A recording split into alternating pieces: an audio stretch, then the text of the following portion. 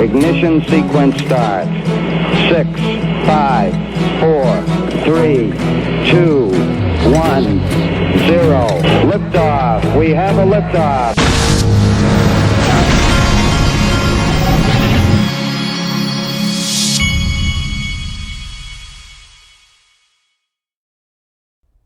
Hey everybody, this is the Digital Asset Investor, and if you hear me all of a sudden fall asleep on the keyboard, it's because I just ate Thanksgiving leftovers and had some pecan pie, so I am like running on low fuel here.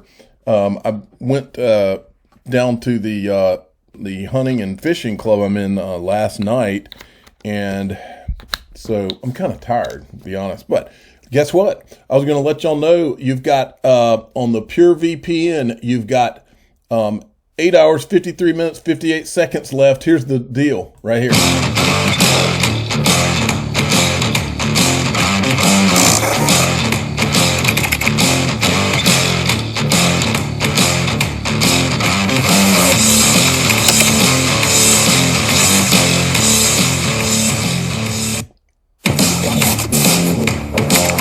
Okay, so they're running there, and that, for those of you that don't know, it's kind of like having a antivirus software on your computer, surfing the web anonymously with these virtual private networks is a must if you're buying crypto. So it kind of goes for everybody. Okay, let's see what's going on. The first thing I wanted to show you today is this morning, I guess. Not only did CNBC actually put XRP on the screen, but they said the word XRP, or the letters XRP. Listen to this. And they're talking about how the market went down today, which that's nothing but a buying opportunity for me. If you know what you own and you know what you're investing in, for me, it's I'm either buying XRP or XLM when I have these dips. I have not done it yet today, but if I've got some money laying around, that's what I will be doing. Okay, listen to this. They're on CNBC. They're talking about some of the reasons they think the market went down today.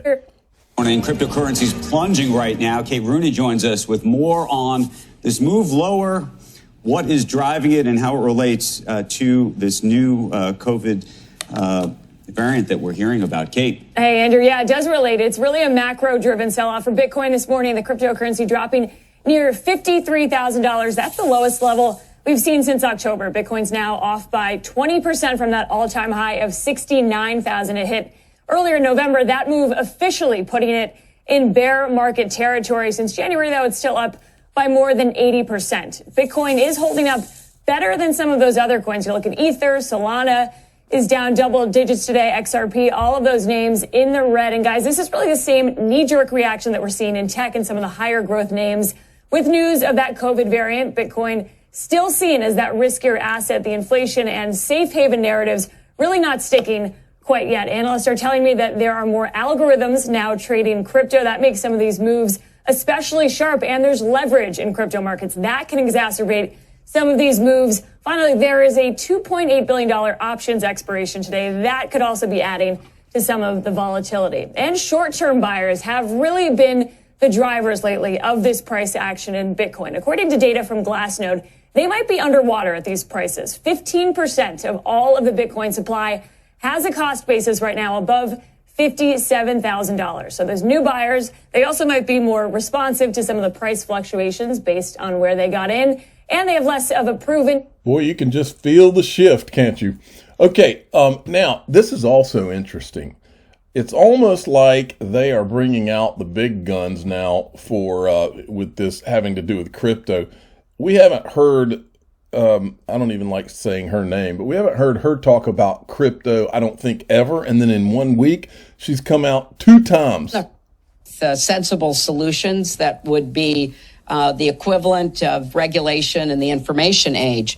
I want to mention one other thing that is on the horizon that people are only beginning to pay attention to, and that's the need to regulate the cryptocurrency markets. Because imagine the combination of social media, the algorithms that drive social media, the amassing of even larger sums of money through the control of certain cryptocurrency chains.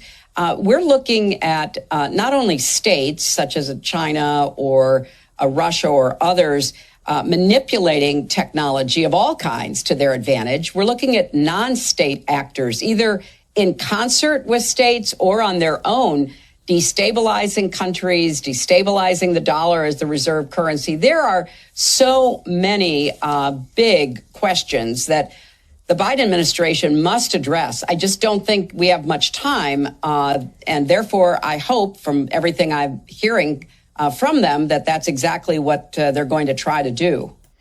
I tell you what, you better believe that there's an agenda here. That's 2 times in a week, I believe, that all of a sudden she's coming out and talking about crypto. You better believe there's an agenda here. Now, here's an interesting clip from BitBoy that he put out today. We already know where all this is going. We already know where all this ends. XRP Army was correct for all of those years. Everything that they said, the banks are all going to be using XRP. At least 90% of them are going to be using XRP in their products. So we know this is a done deal and this is coming. It's just a matter of time when it starts. So we don't necessarily have to get XRP out there to the mainstream because the mainstream for them are the banks. So we know they're going to be using it. Yes. I remember when, was it Dilip Rao? I can't remember. Said that XRP is not for retail. Retail's just the noise. And Ripple has made no bones about the fact that XRP is not for us. It's for the banks. That's who it's for. We are retail. I believe that there was a small window of time that retail was going to be able to have access to this. I don't know. Of course, the portion that's owned by retail, maybe that portion of XRP until they unload it on the markets is going to be out there to be traded. But I've always thought that at some point we're either, I don't know, I just don't know if, I don't think that they don't intend for us to be able to hold it. I just don't know if they're going to be active, if XRP maybe it is meant to be actively traded out there amongst retail and institution. Who knows? Okay, we're going to find out. That's for sure. Now, John Deaton has been going through the Fox Business article from Charles Gasparino and Eleanor Terrett over the weekend. So there's a couple of things that he mentioned I wanted to show to you. Here's the first. He wants to add to his timeline, December 17th of 2020, Joseph Grunfest writes to Jay Clayton, imposing securities law obligations on XRP while leaving Ether untouched raises fundamental fairness questions about the exercise of commission discretion and no pressing reason compels immediate enforcement action. And so I will bet you that Jay Clayton and Bill Hinman and Gary Gensler, I bet they all wish that Clayton had taken Joseph Grunfust's advice back then. I'll bet you that Jay Clayton would take that advice. He wouldn't have to think about it for a second if he had a second chance at that. Now, this is interesting here. This is a clip from that article the other day. John Deaton says, think about what this person, quote, person close to Hinman said. He didn't know his law firm was a member of the Enterprise Ethereum Alliance until after he left the SEC. Of course, he will claim he didn't know. If he admitted he knew, he would have to concede that he should have recused himself. That's the problem, folks. Now, so he didn't know that his firm was a member of the Ethereum Alliance. That reminds me of that time that Clayton went on CNBC, Jay Clayton went on CNBC, said he didn't know any of the people from Apollo, from the people he works with. He didn't know any of them until after the fact. And John says Clayton lied by saying that he never met any of his post-SEC employers until after leaving the SEC. Look at all the people from Apollo Group he met in 2017 and met again in 2020. This is his calendar. Why feel the need to deny meeting any of his employers? It's called consciousness of guilt. John Deaton's all over him. Now, listen to Joseph Lubin. This is a recent clip. This is in the last 6 months. Joseph Lubin is literally telling you that he knows Ethereum is AOL and that it doesn't work. That's why they're transitioning to Ethereum 2.0. But that's the whole point of how this is all such a farce, because it was never decentralized. It couldn't be before they put Ethereum 2.0 out, because Ethereum 2.0 doesn't come out without a group of people working to make that happen. It's not decentralized. That's a bunch of BS, and it always has been. Listen to him telling you that Ethereum is literally AOL. Yeah, at one point, I believe 50% of the CD-ROMs on the planet were being manufactured effectively to distribute the AOL software. And so AOL did an amazing job in onboarding the early majority. So Ethereum essentially has the innovators and the early adopters, but now we're crossing the chasm, and it's time to onboard the tens and hundreds of millions, moving on to billions, and so you need more centralized systems, because we're not sufficiently scalable yet or usable.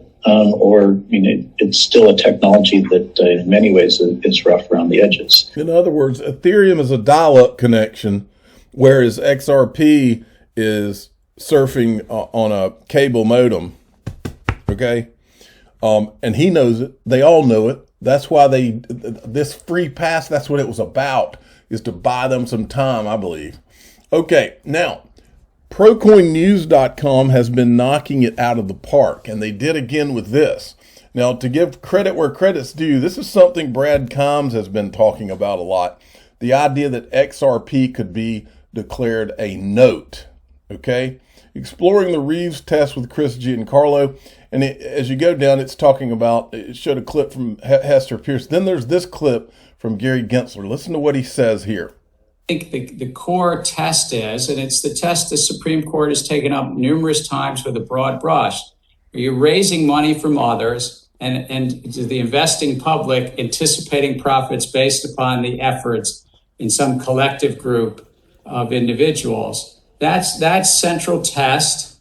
It's called the Howey test. There's other broad brushes with regard to this as well, as to when something is a note, called the Reves test that Thurgood Marshall wrote a few decades ago. Fundamentally, the SEC is here to help protect the... All right.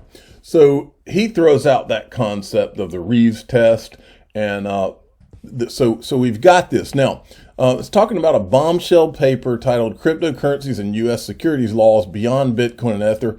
It was co-authored by Conrad, this guy, and Giancarlo, Chris Giancarlo, who's working on the digital dollar project. If you go down here, it says, I'm trying to find the part where Giancarlo refers to a potential as a note. Anyway, somewhere in one of these papers, he refers to how it could be, XRP could be a note. And then when you go down, what they were tying in this article is down here. It says, this is the BitBoy video yesterday where I had tweeted it out, and I was like, he thinks all the world's a stage. And Brad Combs from Digital Perspectives had said, yep, this SEC versus Ripple XRP case is also a vetting process to set legal precedent on what will become a new protocol to move value on the internet of value. XRP is also a hashtag note, hashtag Reves test, which is the test, I guess, to determine that. Hashtag not a security. Okay, and I wanted to read this last part. Is the whole world starting to piece together how this all plays out? Endgame coming soon? Clarity coming soon? In a Hollywood-esque twist of fate, will XRP end up soon becoming the only coin with regulatory clarity? Will it be conclusively deemed not a security and perhaps instead a note? You know, kind of like these used to say, new financial system incoming. We'll continue to watch and see and keep you up to date right here. And they're referring to the Federal Reserve note, okay? Now, I've got my 9-year-old outside my window, and I don't know if he's going to be a little jerk and try to tap on the window knowing that I'm doing a video, but he's there. Just wanted to make y'all aware of it. Okay. Hodor came back out of nowhere today. Now, He says, the earth is flat. All glory be to God, not the works of man. Happy Thanksgiving and happy holidays to everyone. Please be compassionate and kind to your fellow neighbors, friends, and family this holiday season. And yes, I'm still here, but not at all on social media. Now, many of you listening are new. You don't know who Hedera is. Over the last 3 or 4 years, Hedera was one of the major figures in XRP social media. He ran a blog called the Hedera blog. His character, that Hedera, is named after that guy that was in Game of Thrones. But this guy was like a very smart guy. We covered his blogs all the time on the channel. He had several of them and several clips that I've taken out over time that I really like quotes of his and stuff. And he's the first person in XRP social media that I heard Brad Garlinghouse reference on video one time, way back in like 2017, 18, somewhere like, I think it was 2018 or 19. But anyway, so he was, and I also remember some of his blogs where he referenced speaking with people at Ripple, which I didn't know anybody at Ripple. Like behind the scenes, when I read that, I had never known of anybody in social media who had really like talked directly to them, as I recall when I read that. But anyway, aside from that, here's 2 of the quotes that I tweeted out a long time ago of his that I like. One of them was this. He did a thing about the XRP 1% club. And he said, there might be a day very soon where this 1% translates into the classical notion of the 1%, the upper echelons of personal net worth. And then he said this, at what price point will Ripple be worth $1 trillion? XRP price equals $17 USD. Just so you're mentally and emotionally prepared for it, the price won't stop at $17. It will keep going past this artificial construct that makes people uncomfortable. Well, I'm ready to be uncomfortable anytime. I'm the digital asset investor. I'm not an investment advisor. This is for entertainment purposes only. Please subscribe, hit the like button, and tell your friends and family that Hedera ran an awesome blog. I hope he starts doing it again. You never know, I guess. Thank you for listening.